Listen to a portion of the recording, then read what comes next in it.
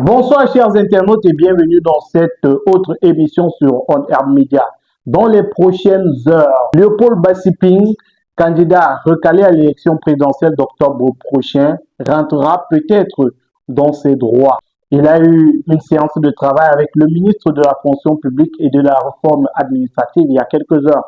Et nous en parlons sur ce plateau avec Yannick Reynaud. Bonsoir Yannick Reynaud. Bonsoir mon cher Mathieu, bonsoir également à tous les internautes. Bonsoir chers internautes. Bienvenue dans cette émission. Nous parlons de Léopold Bassiping qui a fait un dépôt plutôt surprenant, Yannick Reynaud, pour la prochaine élection présidentielle. On se souvient de cette journée-là qui est restée mémorable pour les millions de Camerounais qui suivaient de près cette élection présidentielle. Oui, c'était plutôt curieux de voir une kyrielle justement de candidats qui venaient déposer leur candidature pour cette élection présidentielle et alors qu'on voyait, on se rendait compte que on avait l'impression que c'était des candidatures plutôt farfelues et que c'était pas forcément des personnes entre guillemets présidentiables mais qui avaient peut-être d'autres objectifs de venir déposer leur candidature. Donc parmi ces personnes-là, parmi ces candidatures un peu curieuses qui paraissaient un peu bizarres, il y avait donc celle de Léopold Bassiping, le président du parti référé, justement, devenu très célèbre avec sa phrase tout aussi célèbre, on n'ajoute pas l'argent sur la voilà.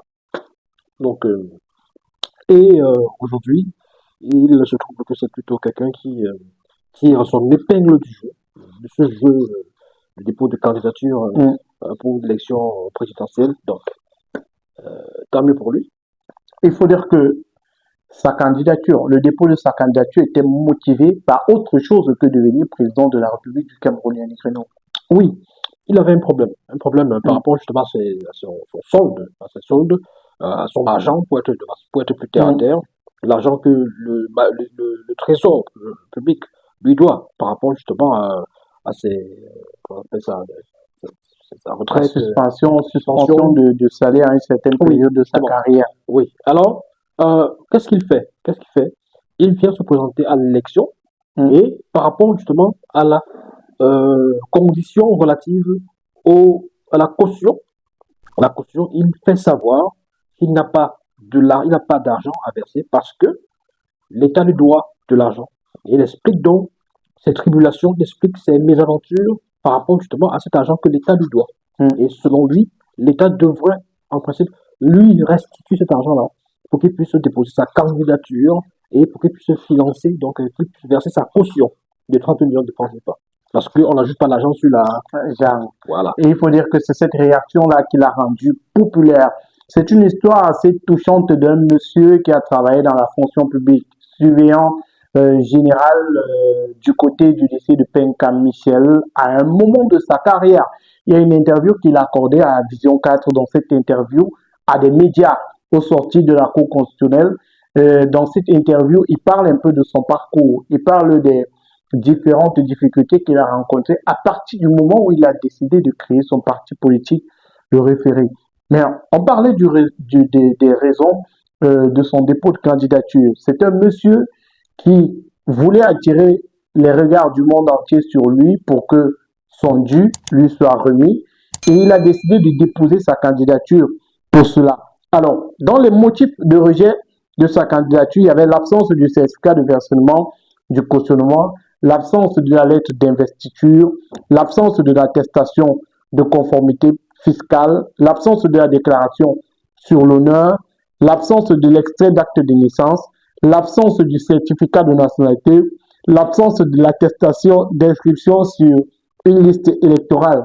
Il manquait pratiquement tout dans son dossier. Ce qui témoigne et illustre parfaitement la thèse sur laquelle ce monsieur n'était pas véritablement dans une logique d'être président de la République, mais il venait profiter de cette lumière, des caméras qui sont braquées sur la scène de théâtre qu'est justement l'élection présidentielle et où les différents acteurs commençaient à devenir célèbres, devenir populaires. Il y a même des gens qui sont rentrés dans le village pour avoir déposé leur candidature et être passé à la télévision. Et ils s'est exprimé justement pour dire un tout petit peu ce qu'ils pensent, dérouler un tout petit peu leur petit programme. Ils sont devenus célèbres, ils ont été reçus comme des héros dans leur village ou dans leur localité. Donc, c'était un peu ça. Powerhealth, toute la puissance de la pharmacopée africaine au service de votre santé. Avec Powerhealth, dites désormais adieu à de nombreux problèmes de santé générale, des troubles de la sexualité, des problèmes d'infertilité et même des problèmes d'obésité. Powerhealth, à travers ses 4 différents produits, a des solutions à tous vos problèmes. Avec Powerhealth, luttez efficacement contre le mal de nez sciatique, paludisme, typhoïde, fièvre jaune, mal de rein, mal de dos, mal de genoux, hémorroïdes internes et externes. Avec Powerhealth Plus, luttez contre les problèmes de conception, ménopause précoce, règles douloureuses, douleurs au bas-ventre, kystes, myomes. Avec Powerhealth Renfort, combattez efficacement la faiblesse sexuelle, les reprises lentes, l'érection molle, sperme de mauvaise qualité. Et avec Powerhealth Action, adieu à l'hypertension artérielle, le diabète, l'obésité et le surpoids. Powerhealth, c'est des produits à base de plantes naturelles et sans effet secondaire. Contact 689 88 23 02. Avec Powerhealth, c'est la santé assurée. Je pense que lui, on en parlait ici il y a quelques jours, je disais, justement, il y avait ces candidats-là qui n'avaient pas de véritables objectifs électoraux ou politiques. C'est des gens qui venaient beaucoup plus pour profiter de la lumière qu'offre cette phase la campagne, le contentieux préélectoral, donc les dépôts des candidatures et tout ça. Donc, je pense que aujourd'hui, tout le monde est unanime pour reconnaître que ce papa est celui qui aura beaucoup plus tiré son épingle du jeu, celui qui aura été le véritable stratège, qui aura même été plus malin que les Maurice Kamto et tous les autres hommes politiques réunis, parce que lui, il ne vient pas pour gagner les élections, il ne vient pas pour... Il sait qu'il n'a pas de popularité, il n'a pas de code de popularité, tout ça, et il sait que son histoire est touchante, et d'ailleurs, elle a suscité une vague d'indignation, et surtout, une sorte d'empathie de la plupart des médias, et on a vu des gens qui voulaient à tout prix l'interviewer pour en savoir plus, pas seulement parce que voilà sa déclaration était devenue célèbre et drôle, mais aussi parce que on voulait savoir ce qu'il y avait derrière. Justement, qu'est-ce qui était ses véritables motivations. Voilà, et aujourd'hui on se rend compte que c'est un problème que beaucoup de personnes rencontrent. Il y a des gens comme ça qui sont au quartier, des parents qui ont vécu ce genre de choses. D'ailleurs, il y a même beaucoup d'enseignants qui se retrouvent dans ce genre de situation. Et la question qui taraude l'esprit de pas mal de personnes, est-ce que c'est seulement lors des élections présidentielles que les gens vont profiter pour essayer d'exposer le problème que beaucoup d'autres personnes aussi rencontrent pour trouver une sorte de résolution. Parce que maintenant, il y a une balle de réception, ça et là, de la part des ministres de la... Pour son cas particulier, Oui. il n'y a pas une résolution qui a été prise pour les milliers de cas qui se trouvent au Cameroun, mais on est là sur un cas Parce que ces milliers de cas n'ont peut-être pas eu les mêmes plateformes d'expression, la même exposition, les mêmes médiatisations que M. Léopold Bessiping. Lui, il a fait le buzz. Et les médias sont allés vers lui. C'était un cas personnel, un cas individuel. Depuis longtemps, on parle des grèves des enseignants, tout ça. Bon, est-ce que ça... On a trop souffert. Voilà. Et il faut dire que Bessiping Léopold a quand même une démarche assez particulière, Yannick Renaud.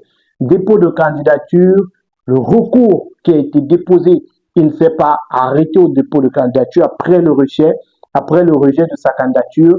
Il a déposé un recours pour passer au Conseil constitutionnel. Et sa prise de parole a, elle encore, fait parler lors de ce contentieux préélectoral.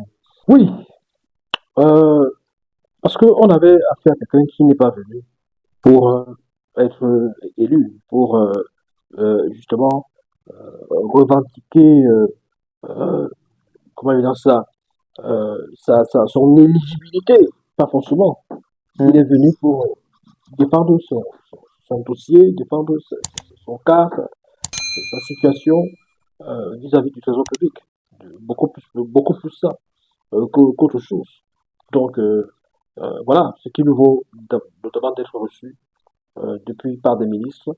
D'ailleurs, BCP, il nous a fait savoir que les résultats par rapport au contentieux électoral sont tirés en principe tombèrent le jeudi. Jeudi. Et il doit être reçu lundi par le ministre des Finances, me semble-t-il, par rapport à son argent. Mais entre-temps, ce sera difficile pour lui, justement, d'être en possession de cet argent-là pour Sa campagne sa électorale. campagne électorale. Donc, c'est un peu compliqué. On a remarqué sa prise de parole lors du contentieux préélectoral. Lui qui n'a pas pu exposer ses réelles difficultés. Il a été sur le coup renvoyé par le président du Conseil constitutionnel, M. Clément Atangana, qui a dit que sa requête n'était pas sur le fond et sur la forme adéquate pour être traitée. Il a été repoussé. On a cette scène-là qui, après avoir fait rire les milliers de Camerounais qui regardaient ces images-là, a fait pleurer. Ou il veut s'exprimer, on lui retire le micro. Et le temps de ranger ces trucs, on le bouscule, on lui dit de partir. Oui, malheureusement, c'est triste. C'est peut-être, comme je vous disais tantôt, sa requête n'était pas dans un but électoral ou alors préélectoral. C'est-à-dire qu'il est venu exposer un problème en réalité au mauvais endroit. Un problème particulier qui concerne ses finances, sa situation avec le trésor public, l'État du Cameroun, qui lui doit beaucoup d'argent, d'après ses dires, par rapport à son travail et tout ça. Mais c'était pas au bon endroit. C'est-à-dire que vous ne venez pas dans une salle où siège un conseil constitutionnel par rapport à une affaire préélectorale où vous n'avez même pas des dossiers. Les dossiers ne sont pas du tout complets. Il n'avait pas d'avocat. Il a dit qu'il n'a pas pu venir avec l'avocat parce que son agent est au trésor. Voilà. Il ne peut pas payer, il ne peut pas se payer les services d'un avocat. Donc, ça ressemblait beaucoup plus à une situation où l'occasion fait le larron. Une situation d'opportunisme. Et il a été... Moi, je pense qu'il était malin. Il était malin. Tout ça a été prévu. Je pense que c'était calculé. Il savait que c'était filmé, tout, et qu'il s'exposait à ce genre de choses. Parce que ça ne pardonne pas. Vous venez dans une salle de conseil constitutionnel et puis vous parlez de votre argent que le trésor public vous doit. Vous n'avez pas d'avocat parce que vous n'avez pas eu l'argent pour parce que c'est là. Donc, forcément, à un moment donné, vous pouvez agacer ceux qui sont là, qui sont sérieux et qui vous disent, mais attendez, vous nous perdez du temps parce que on vient ici pour que, en réalité, quand on fait des recours après un rejet de l'ECAM, c'est pour essayer de justifier, d'essayer de récupérer sa candidature, de se dire que bon, mais vous n'avez pas les dossiers, vous avez cité un ensemble de pièces là dont vous ne disposez pas. Ce n'est pas le même cas que Maurice Kamto et bien d'autres qui ont tout, mais à cause je veux dire, juste pour des raisons beaucoup plus politiciennes, ne sont pas retenus. Donc pour lui, c'était autre chose. Il n'y avait même pas déjà les pièces et son but, c'était juste de venir dire, sa rhétorique, c'est l'État a mon argent, je ne peux pas. L'État a mon argent, je ne peux plus. L'État a mon argent. Et donc, si je dois faire des pièces, je dois faire cela, il faut mon argent. Mettre l'argent à ma disposition. Voilà. Donc, c'est un problème qui n'était pas prêt à être résolu. Là, sur place, ça prendrait beaucoup plus de temps. Maintenant, il utilise les médias, il utilise la sympathie et l'empathie du peuple camerounais et des médias pour pouvoir parvenir à ses fins. Et ça a été fait.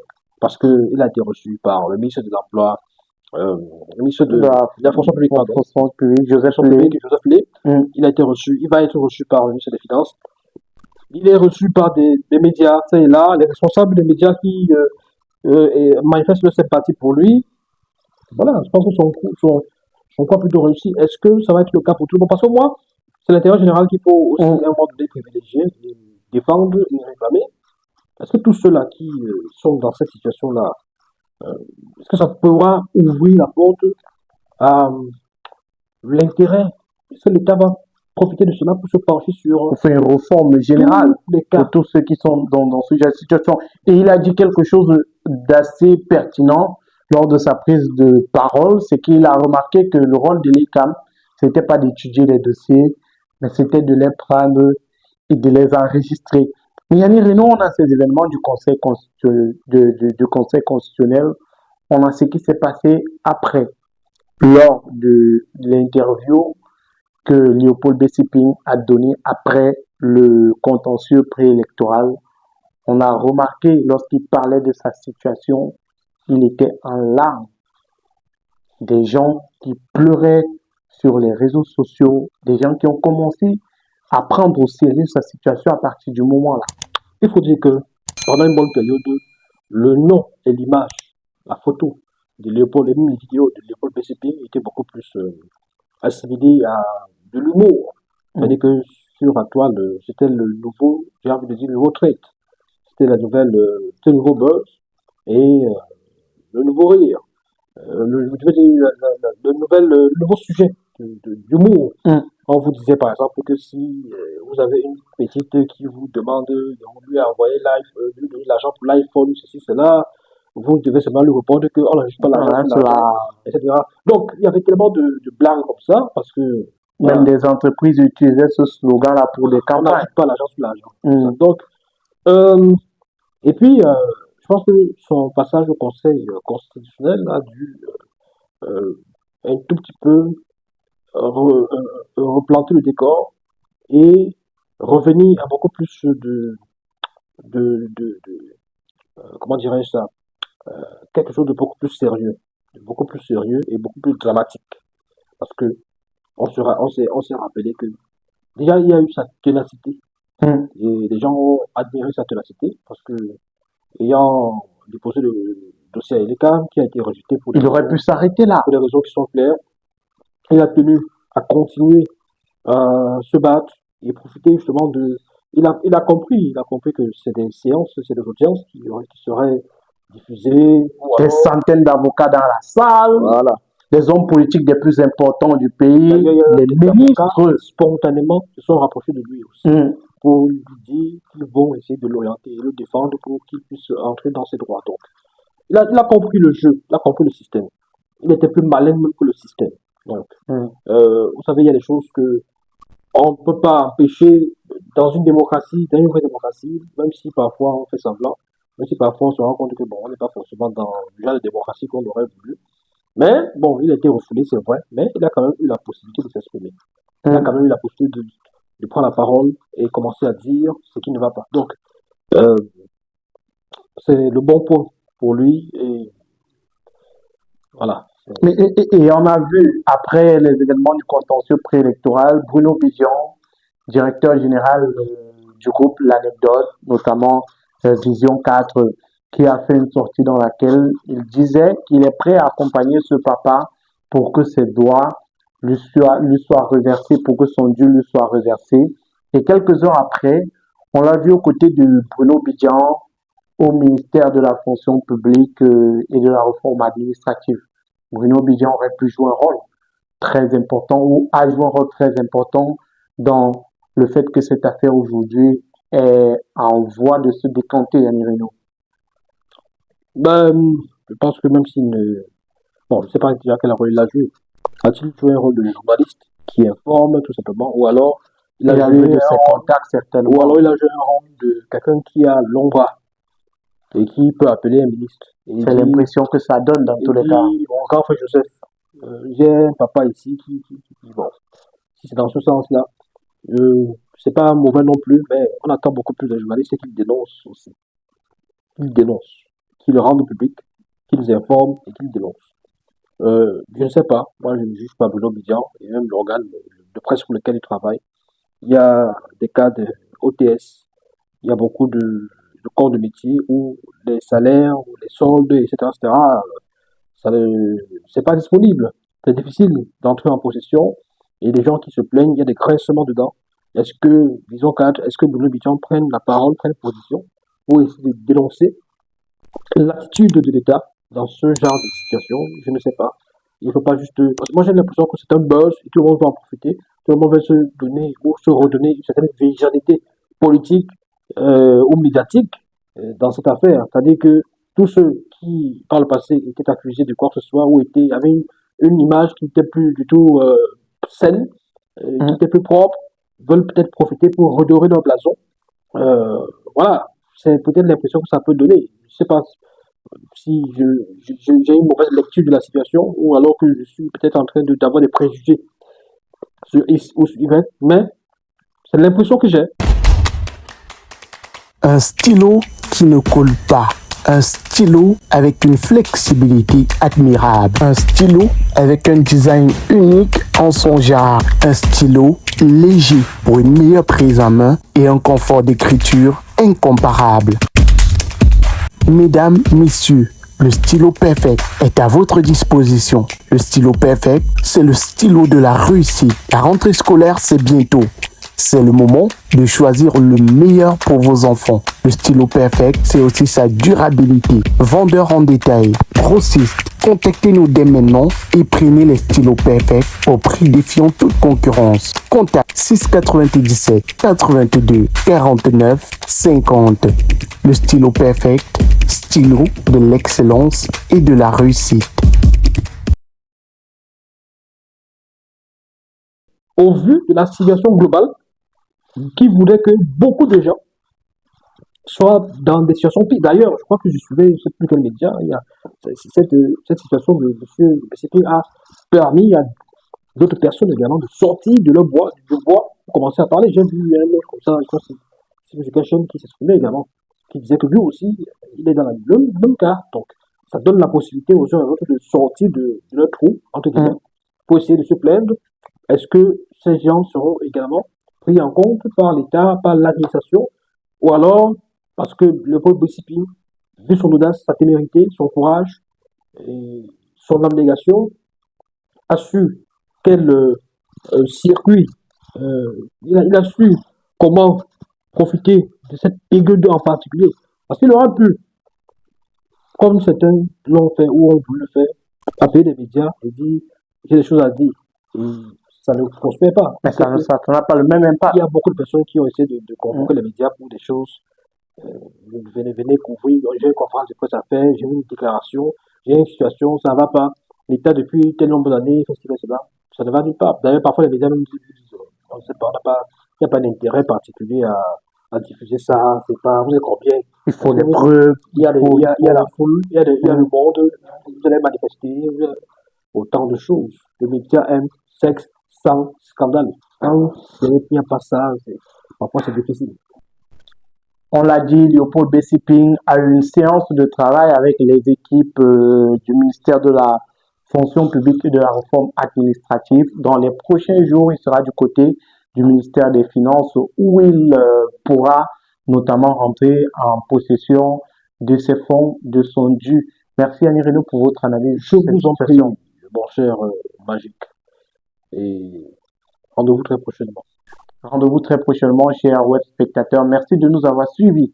On se donne rendez-vous dans notre prochain contenu. Portez-vous bien, prenez soin de vous. Lâchez-vous en commentaire. Dites-nous ce que vous pensez de cette actualité. Likez la vidéo, partagez avec vos proches. Et si vous êtes nouveau sur la chaîne, abonnez-vous, cliquez sur la cloche de notification. Au revoir.